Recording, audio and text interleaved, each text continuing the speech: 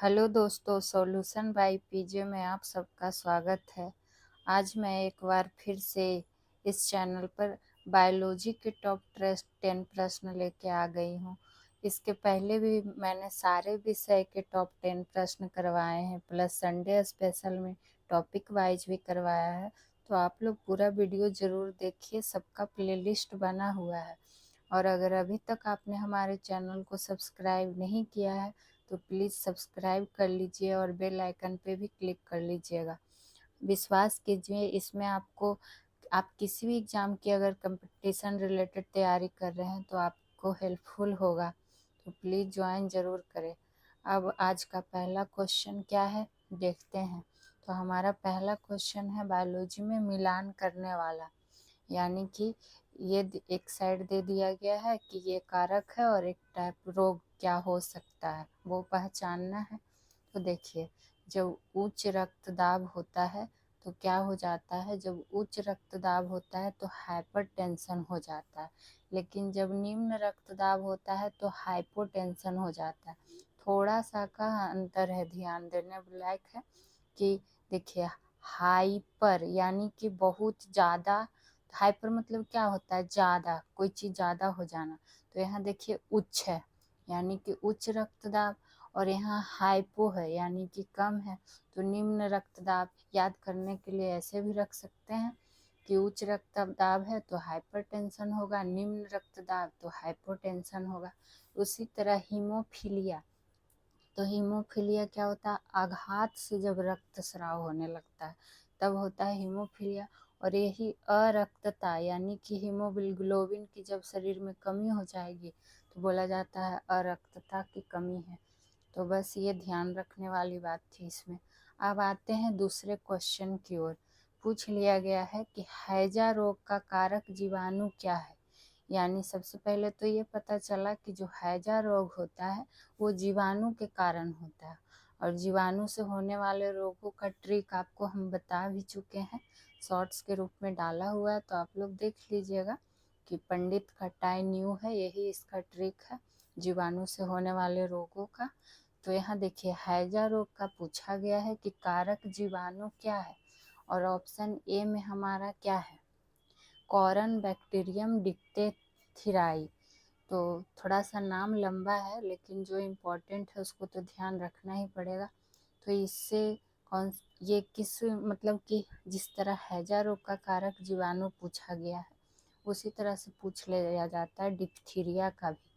तो जब डिप्थीरिया का पूछेगा तो कॉरन बैक्टीरियम डिप्टेराई। आप इसका लास्ट सेंटेंस से भी ध्यान में रख सकते हैं कि डिप्थेरिया है, यहाँ क्या लिखा हुआ है, डिप्टेरियाई मैच करता है। तो बस आपको पीछे का पार्ट भी याद रहेगा तो ऑप्शन से पकड़ में आ जाएगा। अब बात करते हैं ब्रीविया कॉलेरी किसका है, तो यही है जो हैजा रोग का कारक जीवाणु है। कॉलरा मतलब वैसे भी हैजा का सेंस आता है तो कॉलेरी से याद कर सकते हैं, यानी सबका आप लास्ट वाला ध्यान रखेंगे तब भी याद हो जाएगा, इतना बड़ा याद रखने की ज़रूरत नहीं है।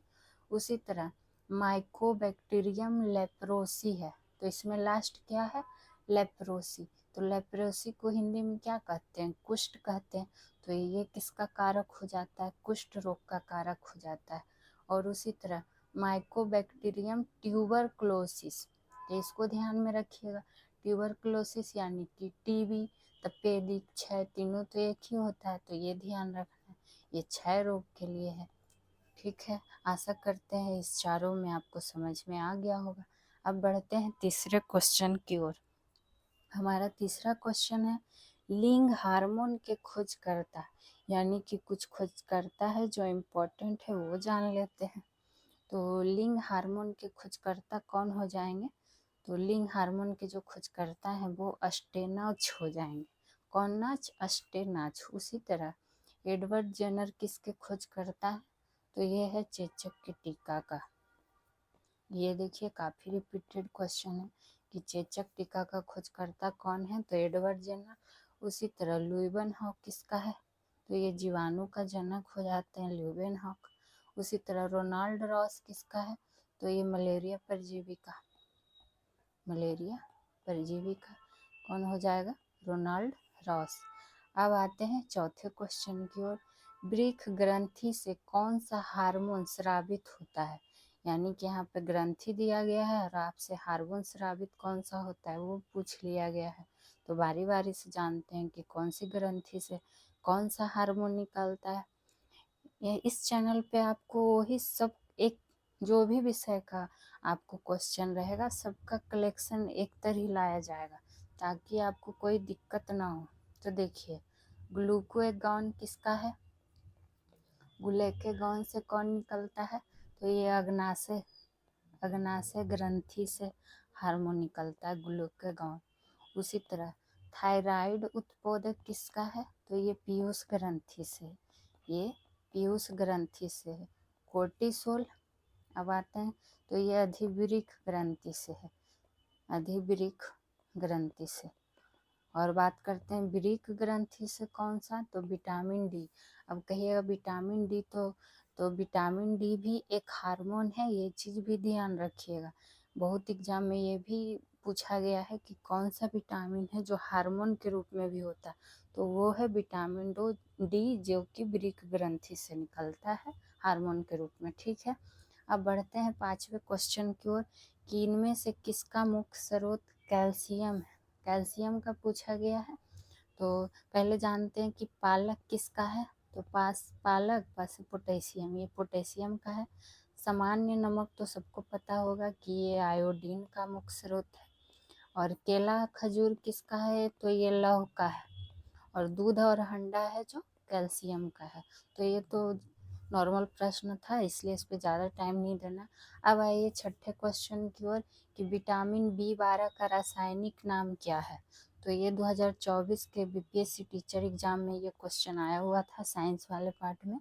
तो विटामिन B12 का रासायनिक नाम क्या है, इससे पहले जानते हैं कि राइबोफ्लोविन किस विटामिन का नाम है, तो ये विटामिन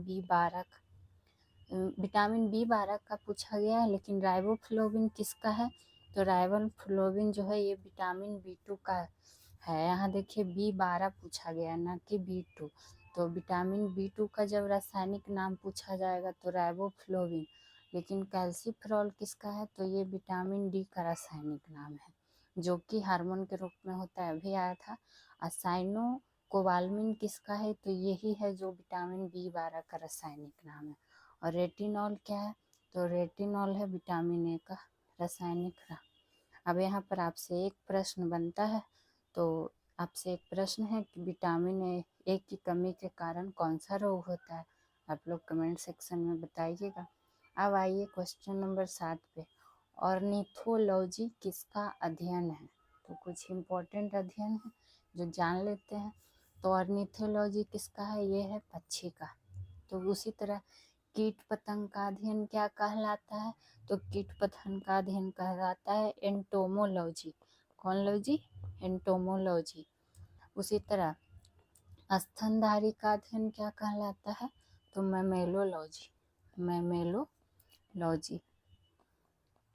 सरीसृप का अध्ययन क्या कहलाता है, तो सरीसृप का अध्ययन कहलाता है हर्पेटोलॉजी।